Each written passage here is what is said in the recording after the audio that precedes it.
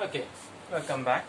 So, we were talking about a problem where the F1 generation were all black with genotype this, and they are allowed to interbreed. So from this, we have two types of gametes: capital B, small b, breeding capital B, small b with small b, capital B with small b. So these are the four possible. Again, once this, I'm a student, sorry. This capital B can join with this capital B, BB, capital black, and small b, BB, small b, capital B, small b, small b. So what do we have here? We have here 3 black is to 1 white, right? 3 black is to 1 white. This is F2 generation. Also, now another thing we got 2 heterozygous is to 2 homozygous. What is the meaning of heterozygous? What is the meaning of homozygous? Homo means capital B or small b. What is hetero? This is capital B, small b. Okay, mixed up. So I have 2 heterozygous and 2 homozygous. 3 black is to 1 white. The question says find the ratio of, or the question says genetic diagram, generation will be expected to heterozygous. How many will be heterozygous and how many will be homozygous? The question asks. All right. Thank you. Next part C. Part C of this question. Part C says, if you are given a black guinea pig, now you are given just a black guinea pig, no pure or not, you don't know about that, whether it's pure or not, just a black guinea pig. Now I'm telling you whether it is heterozygous or homozygous.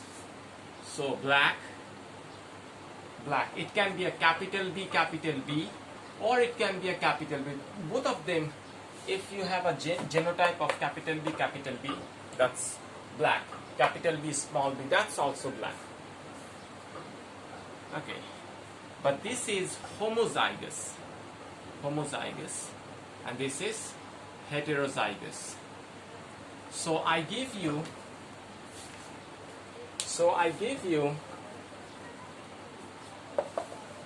a black guinea pig.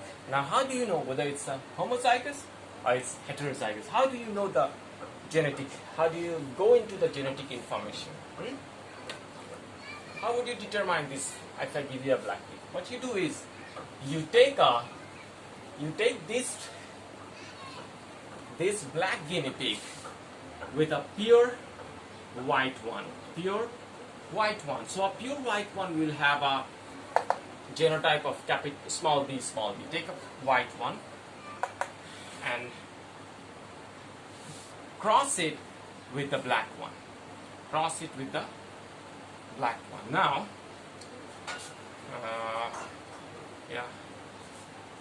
this is a pure white one crossed with the black one. Now the black one can be capital B, right? The black one can be capital B. What will you see in the F1 generation? B. What will you see in the F1 generation? Capital B, small b, capital B, small b, capital B, small b, capital B, and all of them are black. So what do? You take the black one that you have with a pure white one. And if you see the F1 generation, the next generation are all black, then you can say that the black guinea pig that I had is a purebred, is a homozygous.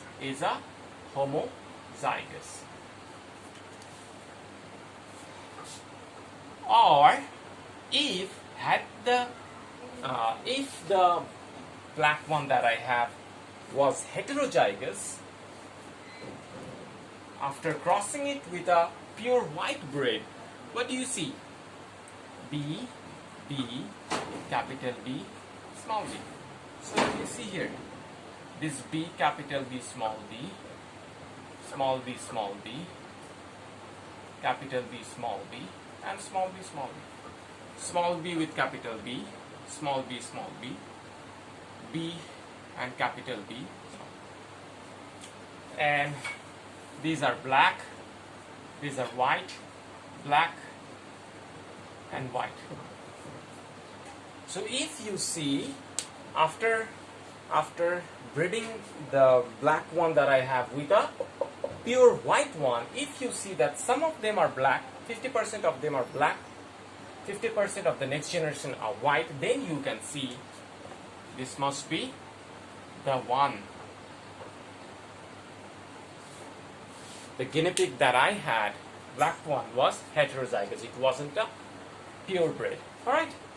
Thank you. This is very important. This example is very, very important for you. Okay. Next, we will go to the next problem, which is given on page 368, which is problem number 2. We're going to analyze that problem also. You're going to have a lot of questions from this kind of problem. Remember this. The question says, now I have a radish plant, okay? Okay, one is round, R-O-U-N-D, round, and the other one is long. Round root radish and long roots. So you have radishes like this, round, and you have radishes like this. Okay? The Bengali of radish is mula. They are problem. This is what we call shalgam in Bangladesh. In our country, we call this shalgam, but this is actually it's a similar breed of radish. Okay. What do you see? So in this question, question number 2, page 368. In this question, they are asking us, they're telling us that a purebred round root, pure, remember this, a pure round and a pure long root was cross-breeded. So this one will have a genotype capital R, and this one has smaller. So from here the gametes will be capital R, small r. So F1 generation, what will you see in F1 generation? R with smaller, R with that smaller, R with smaller, this R with smaller. So all same. What do you expect here? F1 generation, capital, are they going to be round roots or long roots? This question for you. Think about this. Are they going to be round root? This is going to be determined by the dominant trait. But we don't know here which one is the dominant trait, right? Do we know which one is the dominant trait? Did I tell you? No. However, the answer tells you. The answer is when you breed them, F1 generation is not round, not long. The F1 generation is, it is given in the question, oval. You cross them, you see something like this. What is this? What is this? We learned this. This is incomplete dominance. This is incomplete dominance. None of the genes are dominant over one another. They are mutual. They are mutually dominant. There is another word for that, codominance. So this is an example of codominance. The question says, the F1 generation had oval roots. Why is that? This is because of this. Because of this incomplete dominance. Next question. What would be the result of the self-pollinating the oval roots? If 3600 seeds were obtained from this cross, how many of these would expect to give rise to round rotted plants? We'll talk about this. In next question, these are allowed to interbreed. Next part, part B. These are allowed to interbreed. So what do you have? F1 generation allowed to interbreed. In F1, what do you have? RR and RR. And their gametes would be like RR capital R, small r. Capital R with this one, capital R. Capital R with that small r. Small r with the capital R. Small r with the small r. This will be round, this will be long, and these will be oval because they have mixture of genetics. So the F2 generations are like this. So out of 4, I have 1 round, 1 long, and 2 oval. So if I have 100, from that 100, 50 will be oval, 25 will be round, 25 will be long. And the question is, if I have 36 seeds, if I have 36, how many of them will be round rotted plants? 1/4 of 36. Number of round will be 1/4 of 3600, because here you see out of 4 only 1 is round, which is equal to 900 round roots, or 900 round rooted radish. Okay.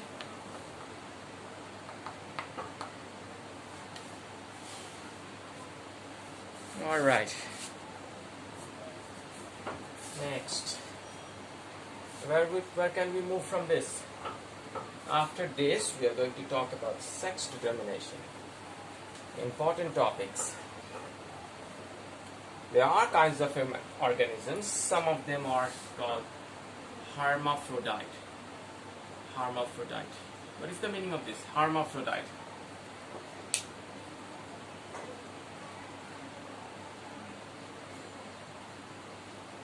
Hermaphrodite. Hermaphrodite organisms contains both male and female parts. Okay, like there are some plants, when we are doing asexual reproduction in flowering plants, we learned about some. Can you recall? Give me a minute. There were some plants.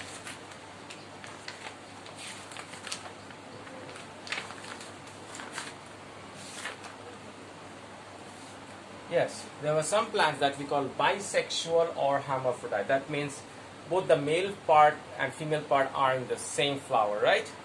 And the others were unisexual. Right? Human beings are unisexual. So, what happens in hermaphrodite, male and female? They have, this one has male chromosome, this one has female chromosome. But for unisexual organisms,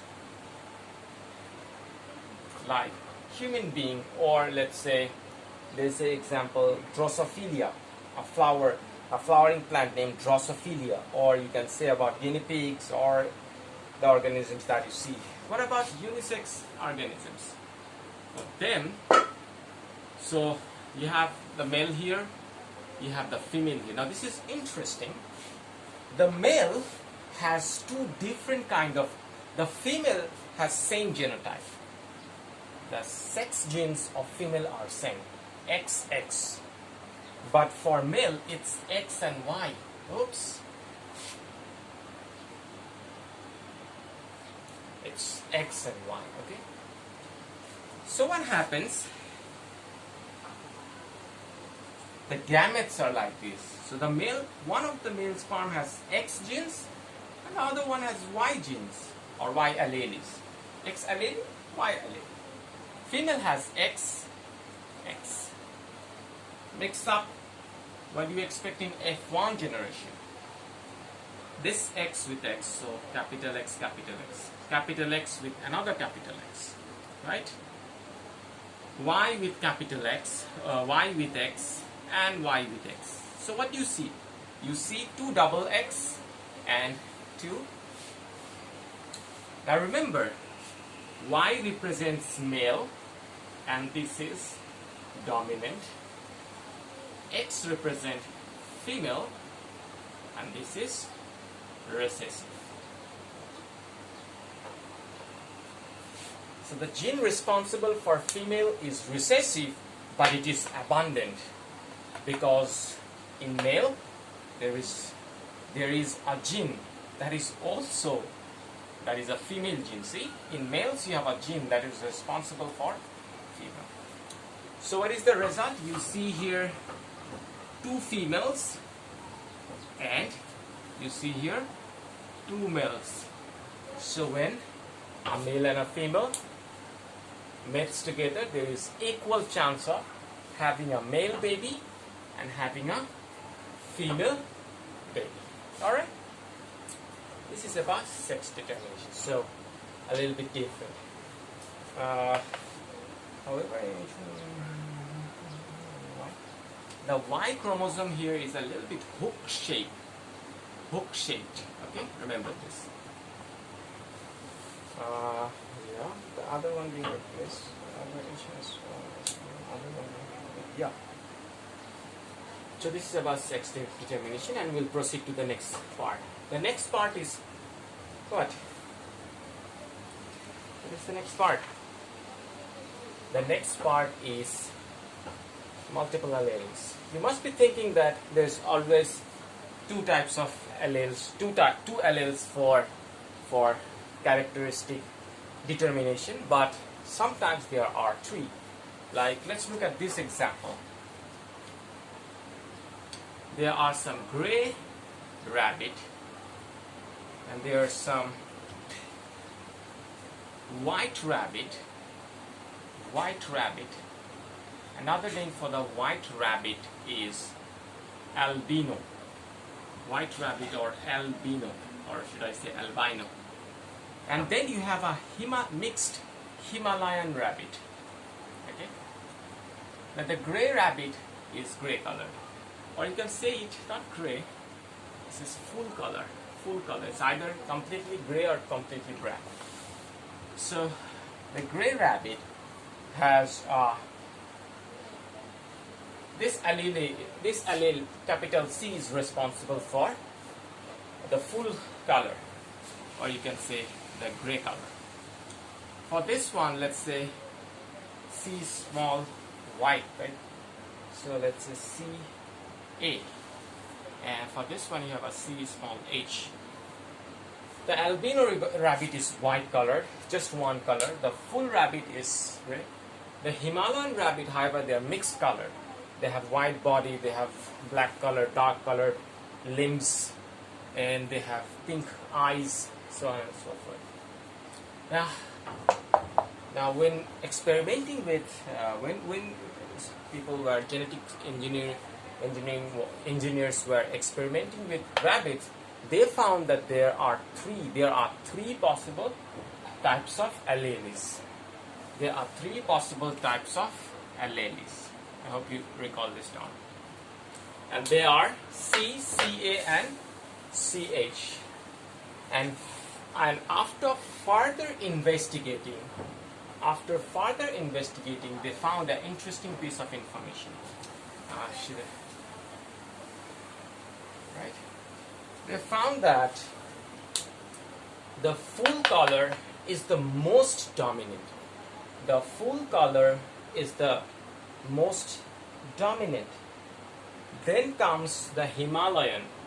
So I should write it in that order. The full color is the most dominant. Then comes the Himalayan, which is CH. Then comes the albino, which is CA. How did they do this? By experimenting. Full colored rabbit with Himalayan with albino, right? Just by experimenting, they have found which one is the dominant and which one is the recessive. So since full colored rabbit, this capital C is dominant. So if you have a rabbit with genotype capital C, you can, or if you have a full colored rabbit, then you can expect its genotype can be capital C, capital C. It can be also capital C, capital CH. It can be also like this. This is the dominant trait. Or it can be capital C, CA, right? A full colored gene and a albino gene. But since full color is dominant, the phenotype is this. For Himalayan, you can have CH, a homozygous Himalayan, you can have a CH, CA. If a CH combines with CA, its phenotype, you won't see it has Himalayan characteristics. It's gonna have full color. Albino, this is the least dominant, or this is the recessive, so it must have CA. The gene type, the genotype should be CACA. There shouldn't be any capital C, or there shouldn't be any capital CH. Okay? So this is an example where they are talking about multiple alleles. Right? After this, we have another example of multiple allele, that is the blood group. That is the blood group. How many groups of blood are there? How many groups of blood are there? We have group A, people having A positive, A negative, same thing. Not same thing although. B, you can have AB, another one, and you can have a O. Okay? A, B, O. These are the 4 possible blood groups. Now, blood group A is the most dominant. Alright? The genes responsible for blood group A is IA. Genes responsible for blood group B is IB. For O, it's IO. So here we see this one is most dominant. So if I have a IAIA, if a person has a genotype of IAIA, his or her blood group is going to be A. It can be A positive, it can be A negative. What about IAIB?